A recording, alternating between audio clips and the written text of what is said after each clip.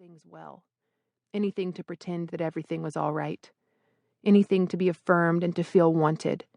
But the tension hadn't ceased through the year. If anything, it had only grown stronger and tighter, clenching me like the grip of a father who refused to let go of a thrashing child, like the grip of the Father who refused to let go of my wandering soul. I was apathetic on the outside, but screaming on the inside, screaming that this wasn't the life I had planned, screaming to a God whom I proclaimed to love, but in the depths of my heart doubted was even good, screaming in frustration that I even cared so much. How weak I must be, what a pathetic, soft woman that my emotions and my pain could rule my days. I felt captive to the world's perception of me, a slave to pretending that I was healing, giving prepackaged glory to a God I didn't know. My lips stayed sealed with my practiced smile, but my mind was shouting for freedom. I was at the breaking point, ravaged by my internal battle.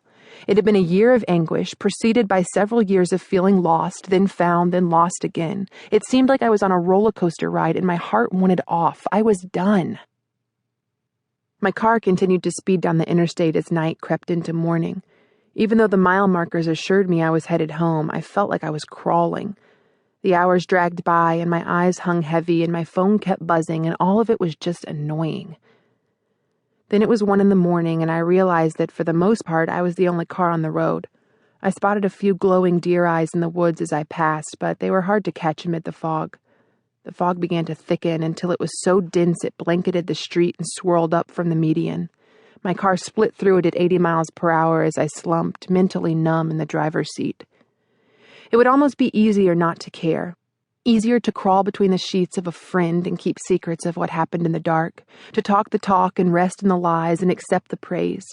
After all, I knew all the right things to say, whether they were truthful or not.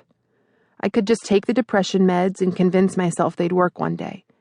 I could just laugh along with the world's sense of humor and be entertained by the newest craze.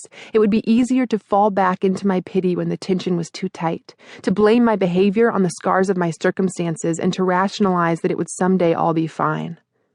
It would almost be easier to exalt my wreckage than to seek the seemingly fleeting God who had wrecked himself on my behalf. If the year had convinced me of anything, it was that this God, the God everyone shoved down my throat, the healer and redeemer and restorer, was far, far away from me.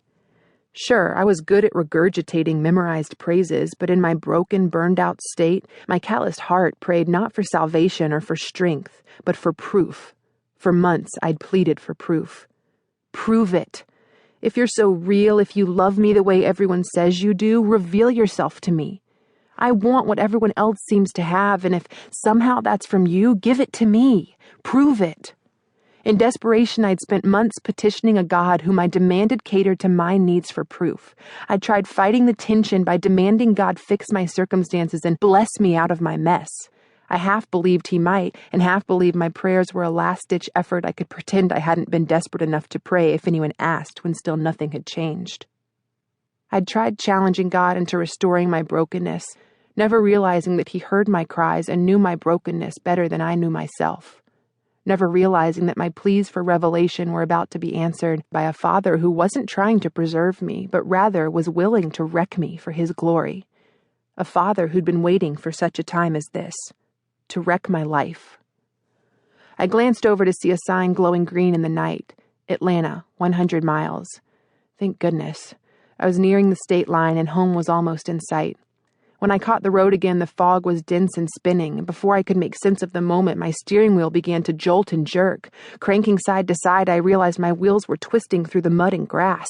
I'd been speeding down the left lane and was now dropping off the side of the road. My mind snapped out of its haze, and in desperation, I clenched the cold leather wheel and pulled it hard to the right. Get back on the road! Get back on the road! My heart pounded and my muscles tensed in fear as I tried desperately to regain control. The fog split and I saw the front of my Jeep speeding forward almost completely perpendicular to the lines on the asphalt. No, this can't happen. Get back on the road. My Jeep lunged back onto the pavement and charged straight over it toward a wooded embankment.